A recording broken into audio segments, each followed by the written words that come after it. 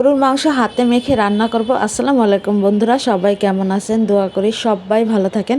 চলেন ভিডিওটা দেখে আসি। আসলে আমার ঠান্ডা লাগছে, হয়তো একটু সমস্যা হতে পারে। এখানে আমি নিচে 1 কেজি পরিমাণ গরুর মাংস, সাথে আদা বাটা দিলাম, আর রসুন বাটা একটু বেশি করে দিছি, আছে জিরা বাটা দিলাম। এখন পেঁয়াজ গোল গোল করে কাটে দিছি আর কি। এটা দিয়ে দেখেন মানে এইটা লবণ ছিল না, যেটুক ছিল ওটা দিয়ে দিছি। আমি পরে আবার দিব স্বাদ মতো লবণ। আর এখানে দিয়ে দিতেছি মরিচের গুঁড়া, আর এখন দিয়ে দিব হলুদের গুঁড়া। আর মাংস যেহেতু একটু বেশি ঝাল ঝাল হলে কিন্তু খাইতে ভালো লাগে, যাই হোক দিয়ে দিতেছি হলুদের গুঁড়া। আর এখন দিয়ে দিলাম একবারে সাদা তেল, সয়াবিন তেল যেটা বলে আর কি। এখন দিয়ে দিতেছি আমি গরম মশলা গুঁড়াটা। তারপর যে দেখেন, এখন আমি এটাকে সুন্দর করে মেখে নিব।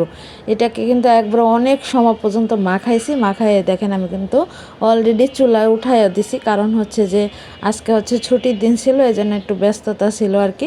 দেখেন রান্না করছি সাদা পোলাও। আসলে পোলাও রান্নার রেসিপি আমি কখনো দেইনি, কারণ এটা আসলে দেওয়ার তেমন কিছু নাই। এই দেখেন আমি মাংসগুলো এখন সুন্দর করে ভালো করে কষায় নিতেছি।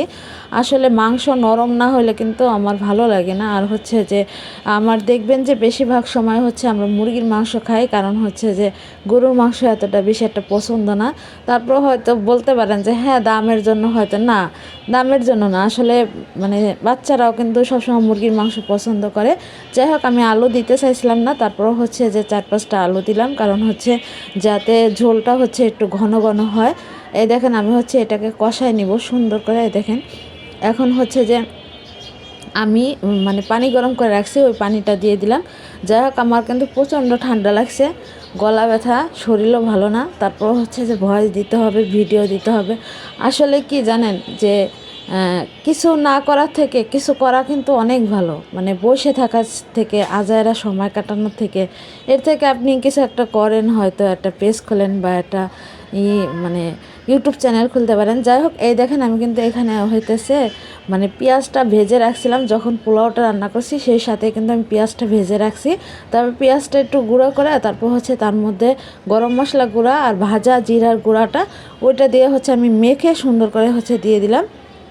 এরপরে দেখেন ফাইনাল লুকটা কেমন হয়েছে। তরকারিটা অবশ্যই জানাবেন, কালারটা।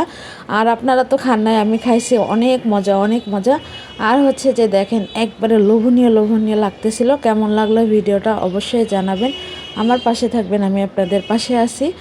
আর যে শরীর অনেক খারাপ, গলা ব্যথা, তারপর যে মানে মন মেজাজ এতটা ভালো না।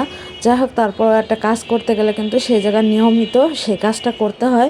এই জন্য মন মেজাজ যাই খারাপ থাকুক, যাই না থাকুক, কাজ করতে হবে, এটা কথা। দেখেন আমার তরকারি কালারটা কেমন হয়েছে অবশ্যই জানাবেন।